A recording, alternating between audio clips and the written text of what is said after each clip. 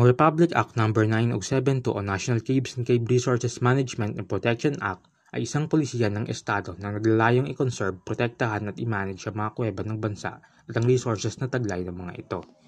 Tungo sa layuning ito, kampanya ng Estado na paigtingin ang kooperasyon at exchange of information sa pagitan ng government authorities at ibang sangay ng lipunan o personalidad that wish to utilize the caves for specific purposes.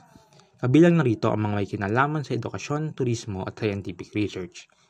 Isang system of classification ang nabuo sa pangunguna ng DENR ay katuwang ang Department of Tourism, National Museum at iba pang institusyon. Ang sistemang ito ay may tatlong klasifikasyon. First, caves are classified as Class 1 if they have delicate and fragile geological formations, threatened species, archaeological and paleontological values, along with extremely hazardous conditions. Dahil dito nalilimitahan ang mga aktibidad na pwedeng gawin, gaya na lamang ng ecotourism. Ang Kuwebang Puti ang isang halimbawa. Last two caves are those with hazardous conditions and contain sensitive geological, archaeological, cultural, historical, and biological values. May limitasyon din dito, ngunit mas maluwag kaysa sa Class 1 at bukas na sa experienced cavers at educational tourists. Callao Cave is an example. Lastly, caves belonging to Class 3 are those with no known threatened species and any of the previous values mentioned in high sensitivity.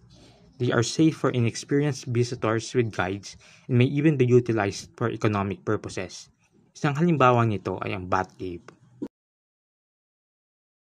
Some of the strengths of this law are its specification of prohibited acts and the corresponding penalties.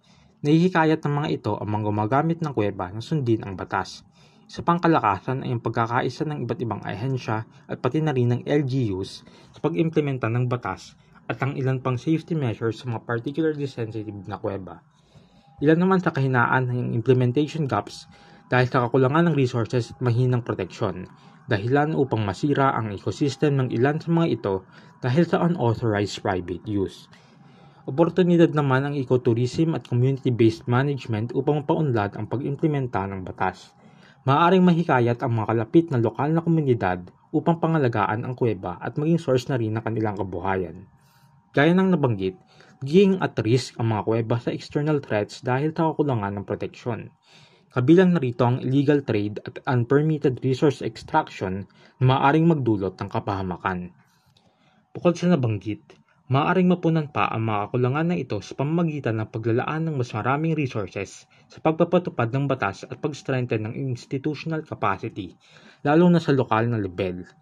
Sa pamamagitan nito, mas mapoproteksyonan pa ang likas na yamang kuweba ng bansa.